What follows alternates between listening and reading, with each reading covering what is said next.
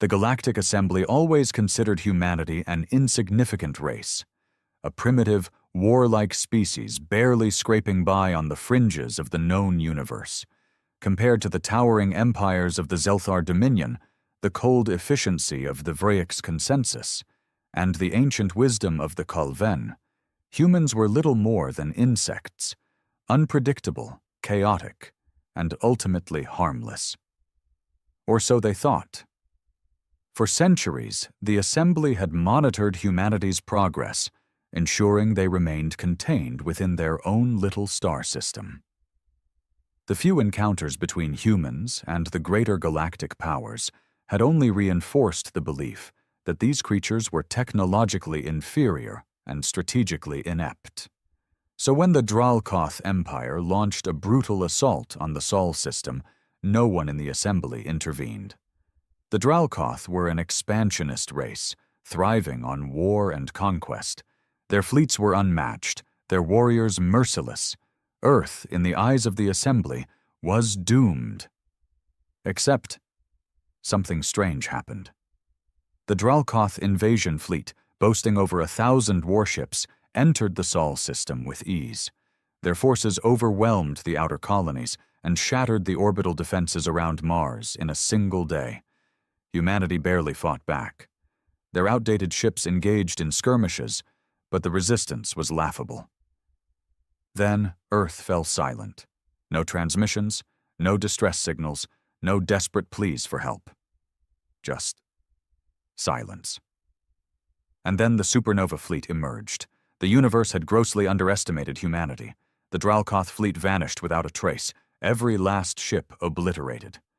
The Galactic Assembly scrambled to understand what had happened, sending reconnaissance drones and spies to investigate. What they found defied all logic. A fleet of warships, unlike anything seen before, now patrolled the Sol system. Their design was eerily unfamiliar. Sleek, black vessels that seemed to swallow light itself. They moved with impossible precision, their weapon systems beyond anything the Assembly had ever conceived.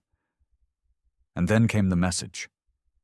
Humanity had never been weak. They had never been primitive. They had only been waiting. The Supernova fleet was humanity's true strength, hidden for centuries in the depths of space.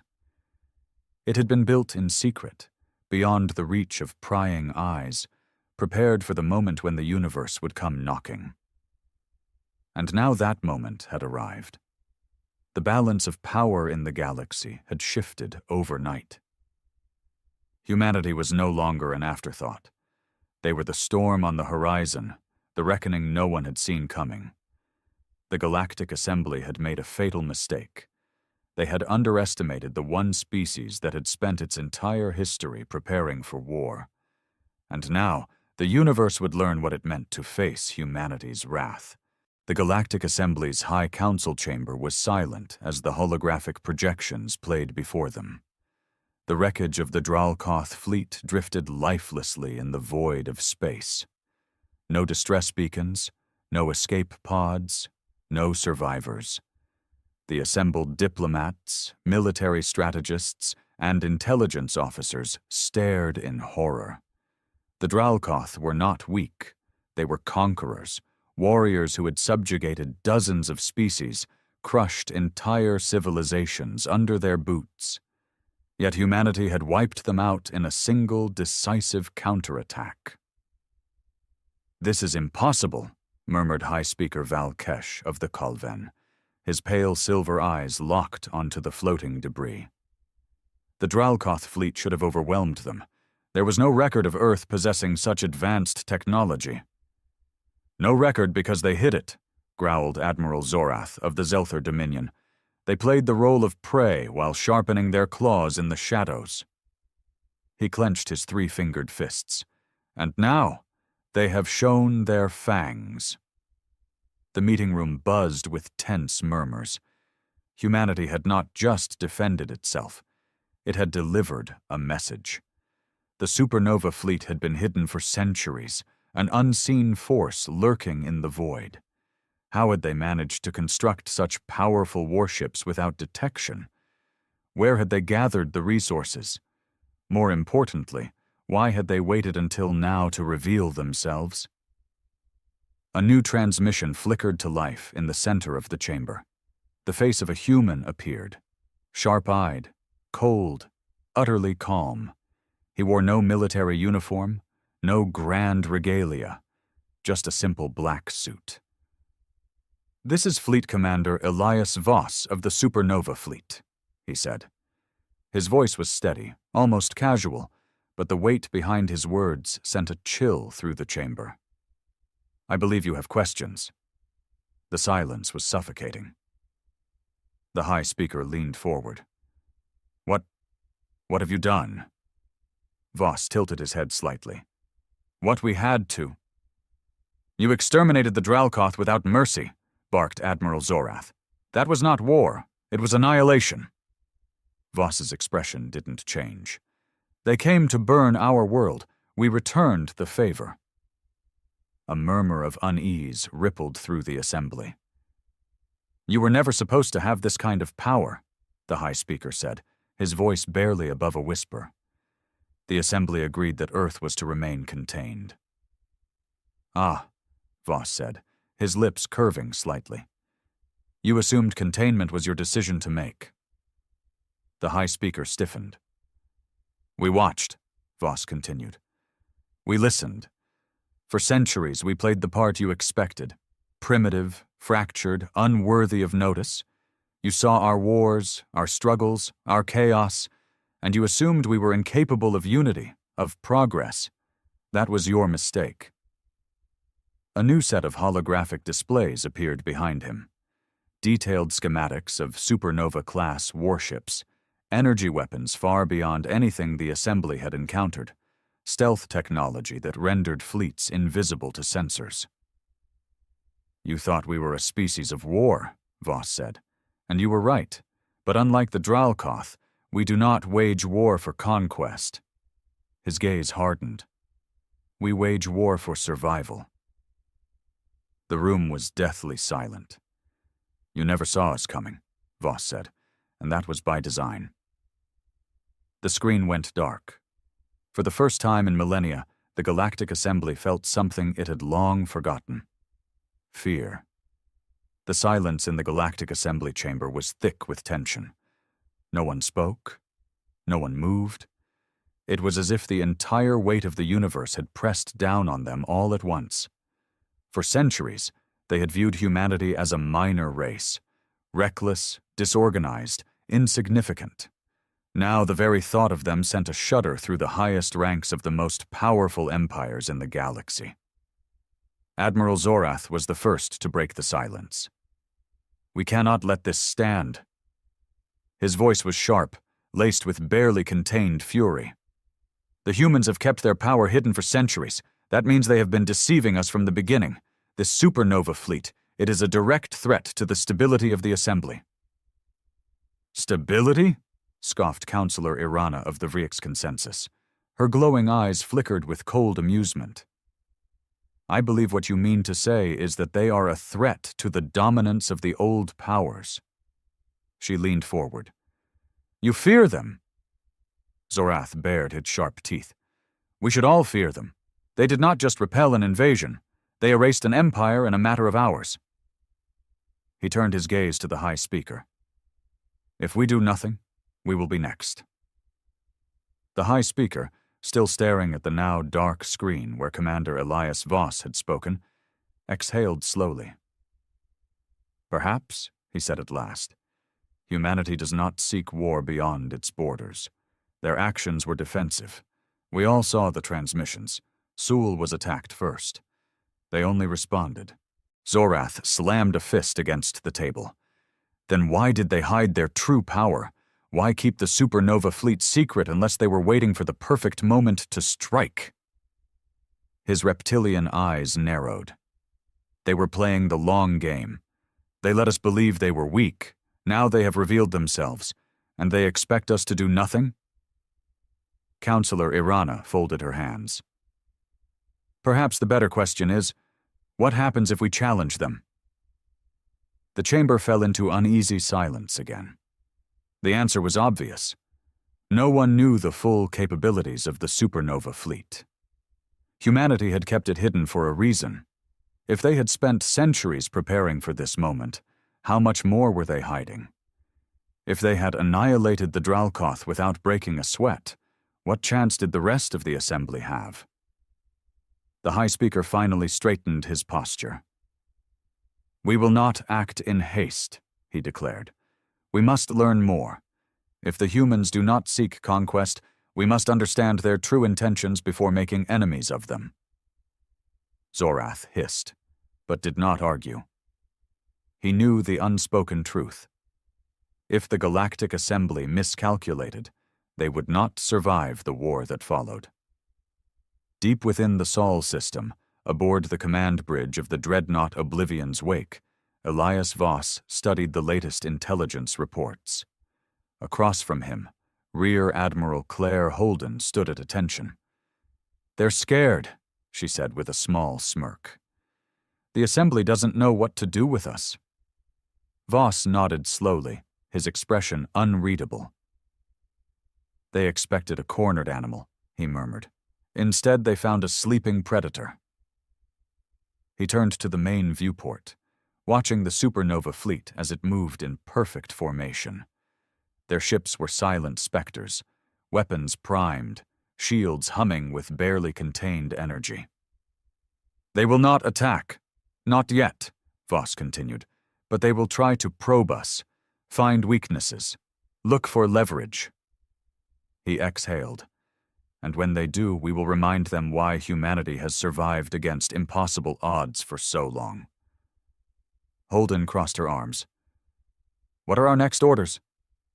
Voss let the silence hang between them before speaking. "We wait." Holden blinked. "Wait?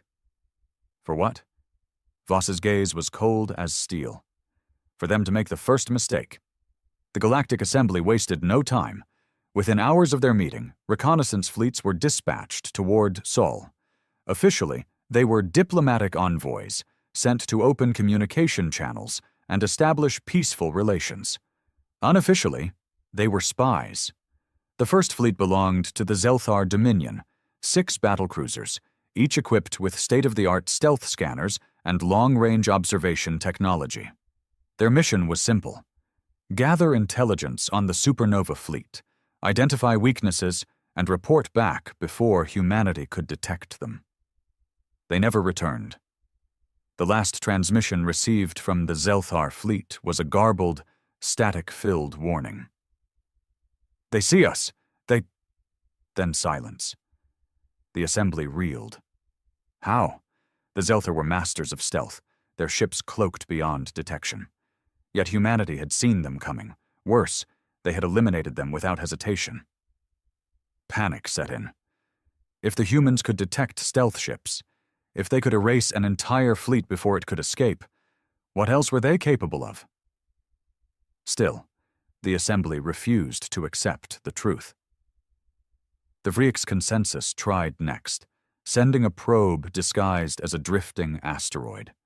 It was small, nearly invisible to most standard detection systems. It never made it past Neptune.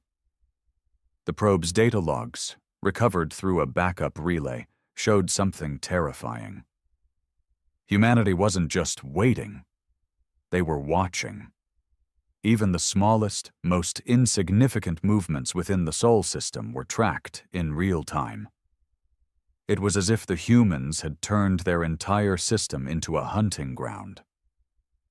Then, for the first time in history, the Supernova fleet moved. A single warship, a sleek, midnight black vessel larger than any known dreadnought, left the Sol system. It passed by Pluto in absolute silence, slipping into deep space without a word.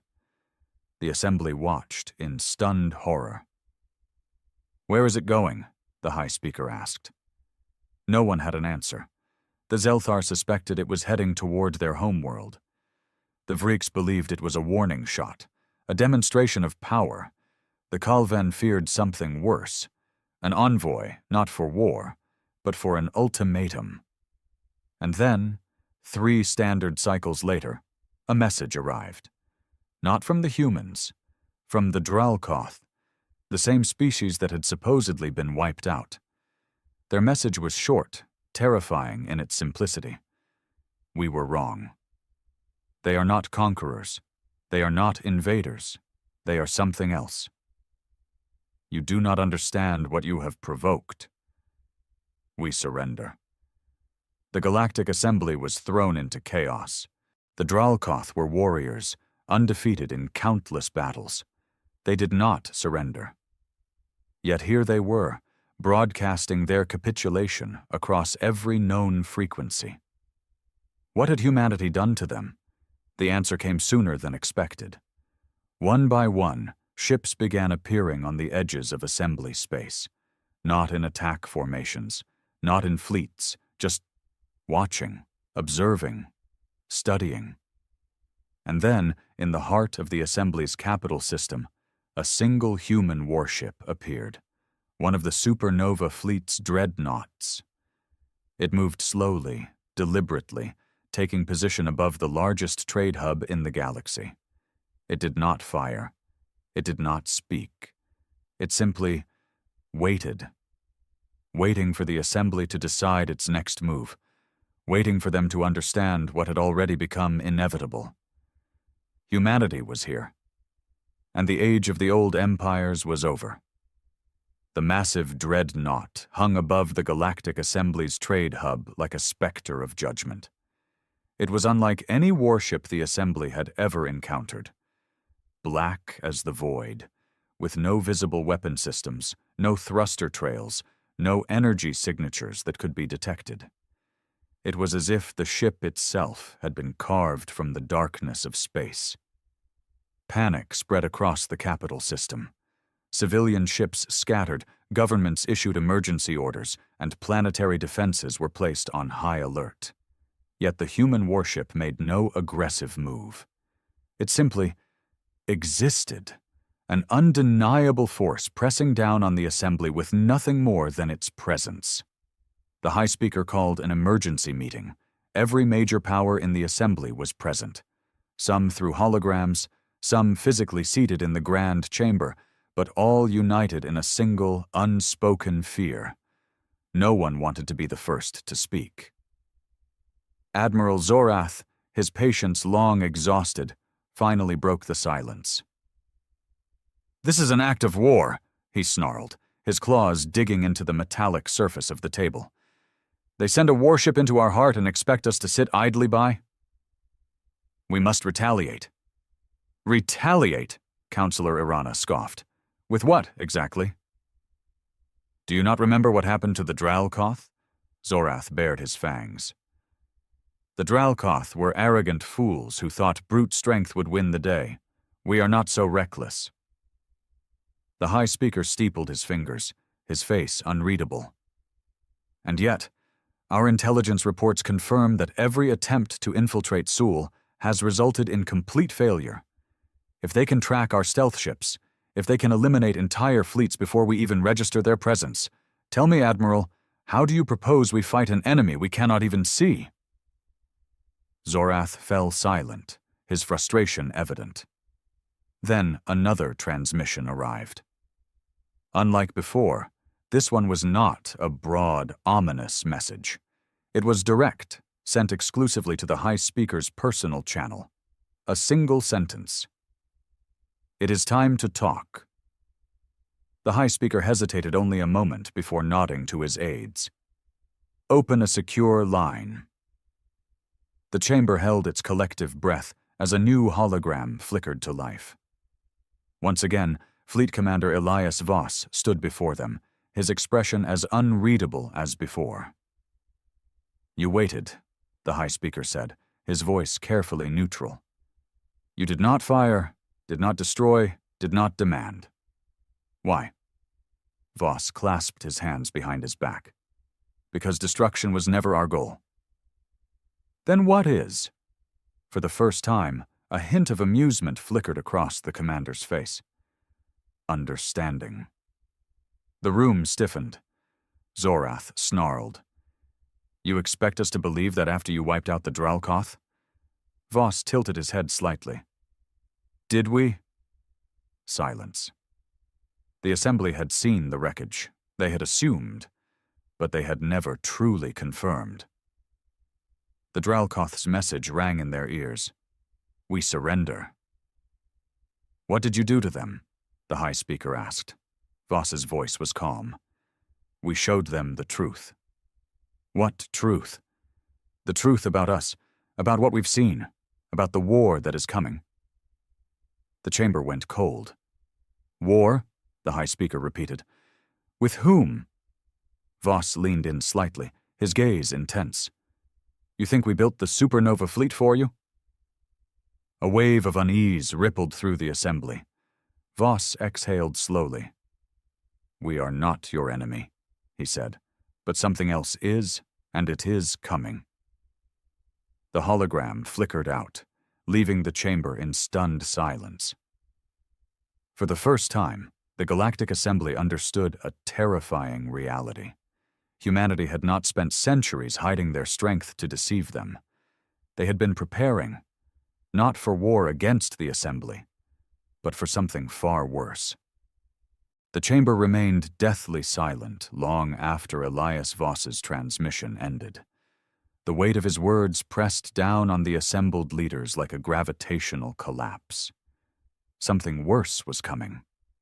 For centuries, the Galactic Assembly had viewed itself as the center of the known universe.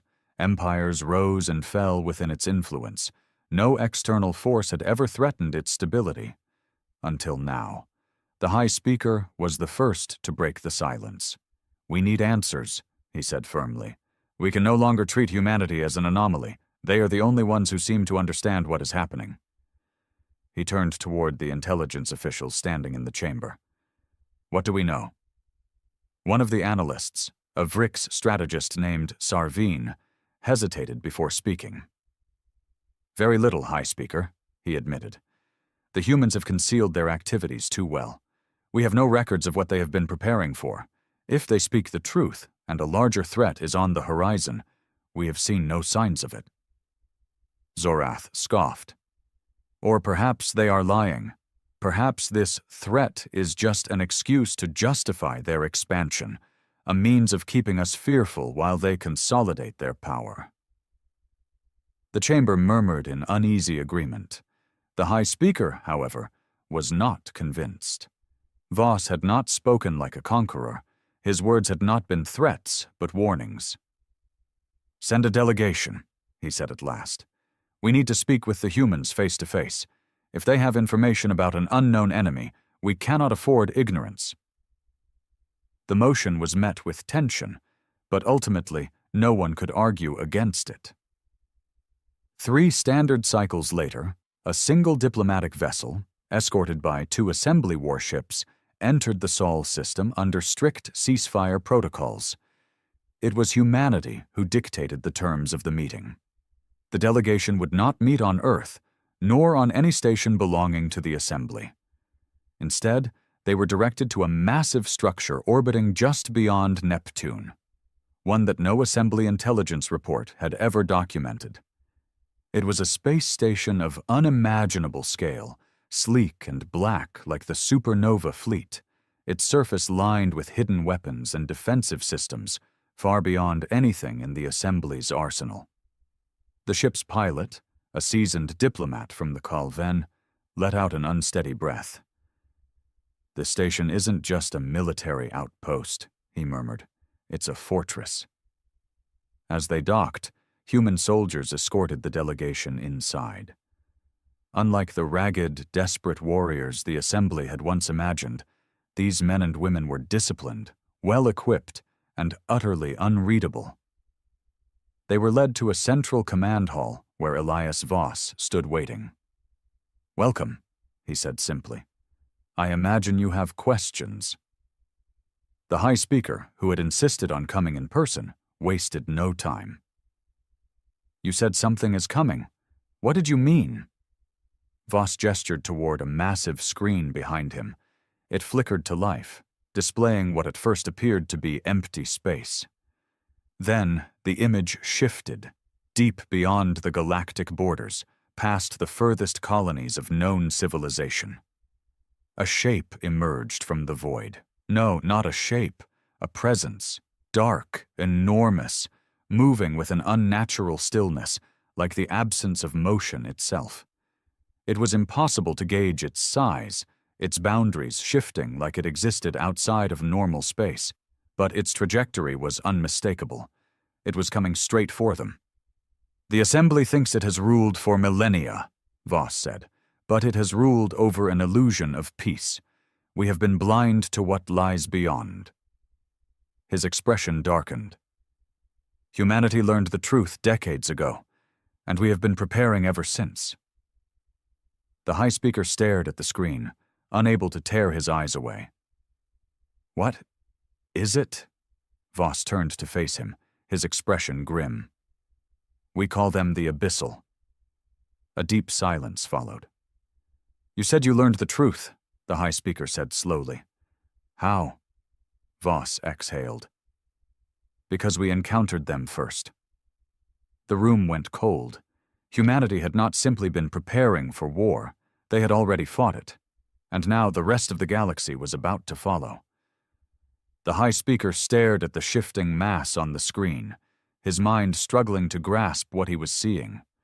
It wasn't just a fleet or a singular threat. It was something wrong, something that should not exist. "When?" he asked, his voice barely above a whisper. "When did you first encounter them?" Elias Voss's expression was unreadable. 72 years ago, he said. A stunned silence filled the chamber. 72 years. That meant humanity had been at war long before the Dralkoth invasion, long before the Assembly had even acknowledged them as a potential power. "You mean to tell us," Admiral Zorath finally growled, "that your people have been fighting an enemy of this magnitude for nearly a century, and you said nothing?" Voss's cold stare met Zorath's furious gaze. "Would you have believed us?" No one answered. Voss continued. "When we made first contact with the greater galaxy, we realized something horrifying. You knew nothing. The Abyssal existed beyond the edges of your maps, in regions you dismissed as dead space. But we saw the signs. We followed the disappearances, the broken colonies, the lost ships, and when we reached beyond the frontier," his jaw tightened. "We found them waiting."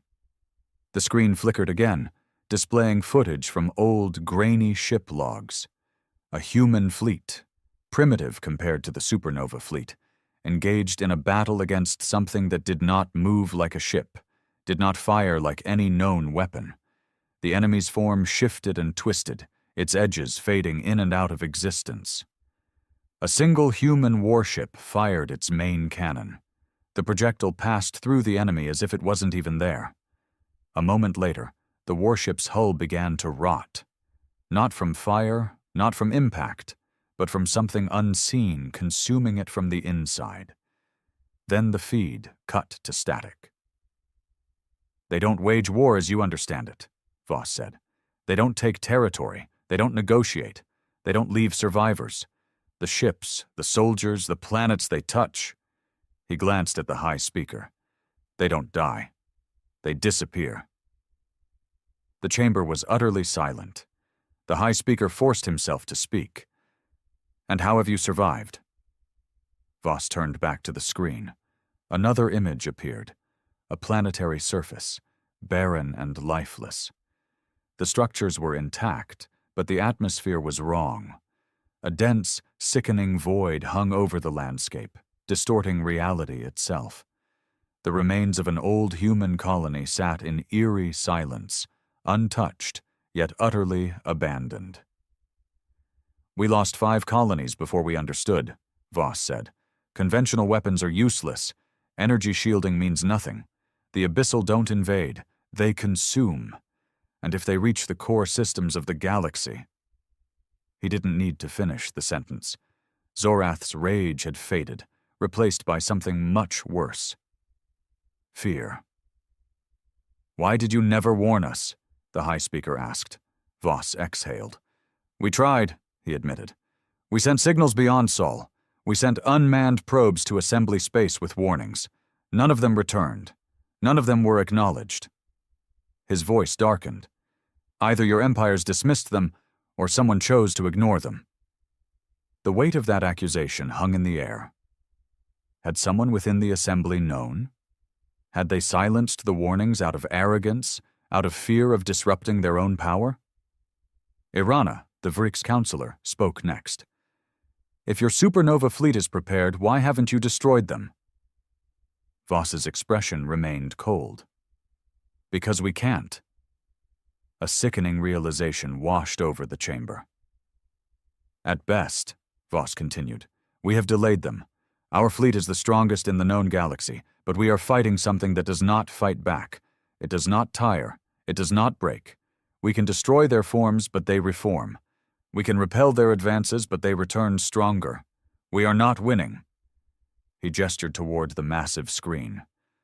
The abyssal shape continued its slow, inevitable movement toward assembly space. And now, he said, they are coming for you. The room remained frozen in terror. For the first time in its long and storied history, the Galactic Assembly faced an enemy that did not care for diplomacy, for power struggles, for territorial disputes. The Abyssal were coming, and humanity was the only reason they had not arrived sooner. The High Speaker took a slow breath. What do you need? Elias Voss turned toward him, his eyes as sharp as a blade. Everything. The High Speaker exhaled slowly, gripping the edge of the table. You're asking us to put our entire fleet under human command? Elias Voss folded his arms. I'm asking you to survive. The chamber erupted into chaos. Admiral Zorath slammed his fist against the table. We are the strongest empires in the known galaxy, and you want us to kneel before a species that spent centuries deceiving us? You're not listening, Voss said coldly. Your fleets, your weapons, your tactics, none of them will work. If you fight the Abyssal the way you've fought every other war, you will lose. Counselor Irana spoke, her voice softer but no less tense. Then explain. If we give you full military authority, how do we fight them? Voss turned toward the massive screen. A new image appeared, one that sent a chill through the chamber. A line of assembly ships, thousands strong, holding formation against an abyssal incursion. They fired in perfect unison, their combined firepower capable of glassing a planet. It did nothing. The abyssal form shimmered, twisting in ways that defied physics. Then, like a tidal wave, it crashed forward. The footage cut out. That was an experiment, Voss said. We needed to see if your forces could stand against them alone. He turned to face them. They lasted 7 minutes. The High Speaker felt his stomach turn. Voss gestured again, and a different image appeared. This one of the Supernova fleet. Unlike the Assembly's formation, humanity's ships did not fight in rigid battle lines. They moved like predators, weaving through enemy territory with impossible precision. Where conventional weapons failed, humanity had adapted. The footage showed specialized warheads detonating around the Abyssal, forcing it to retreat. It showed ships deploying strange energy fields that slowed the enemy's advance. It showed coordinated precision, not brute force.